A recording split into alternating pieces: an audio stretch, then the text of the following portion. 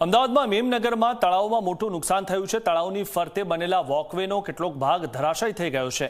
તંત્રની ટીમે ગાર્ડન પાસેનો ભાગ કોર્ડન કર્યો છે। હાલ ગાર્ડનને લોકો માટે બંધ કરવામાં આવ્યું છે। 2 દિવસ ગાર્ડનમાં લોકોને એન્ટ્રી નહીં મળે। શહેરના તમામ ગાર્ડન 2 દિવસ માટે બંધ કરવામાં આવ્યા છે। ત્યારે તંત્રની ટીમે ગાર્ડન પાસેનો ભાગ કોર્ડન કર્યો છે અને લોકોને અહીંયા એન્ટ્રી 2 દિવસ સુધી નહીં મળે।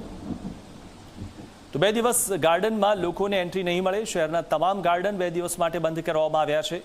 મેમનગરમાં તળાવમાં મોટું નુકસાન થયેલું જોવા મળી રહ્યું છે અને તળાવની ફરતે બનેલા વોકવેનો કેટલોક ભાગ ધરાશાયી થઈ ગયો છે। વન વિભાગે રાજ્યમાં રેડ એલર્ટ જાહેર કર્યા છે। દક્ષિણ ગુજરાત સહિત અમદાવાદના જે જિલ્લાઓ છે તેમાં રેડ એલર્ટ એટલે કે અત્યંત ભારે વરસાદની આગાહી વ્યક્ત કરવામાં આવી છે।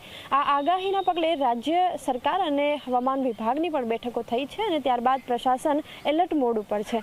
અમદાવાદની વાત કરીએ, અમદાવાદમાં ગઈકાલે જ મનપાના જે કમિશનર છે તેમણે તમામ નાગરિકોને પણ અપીલ કરી છે કે તેઓ વર્ક ફ્રોમ હોમ કરે અને બહાર નીકળવાનું ટાળે।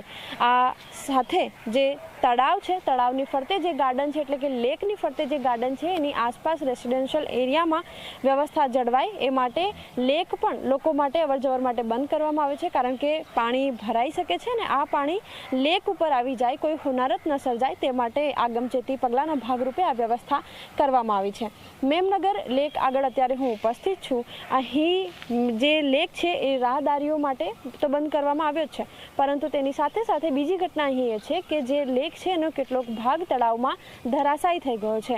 આ વોકવે છે કે જ્યાંથી મોર્નિંગ વોક કરવા આવતા જે લોકો છે તેઓ અહીંથી જ મોર્નિંગ વોક કરતા હોય છે, તે ફૂટપાથનો જે ભાગ છે એ અહીંથી ધરાશાયી થઈ ગયો છે, જેના દ્રશ્યો હાલ આપ જોઈ રહ્યા છો।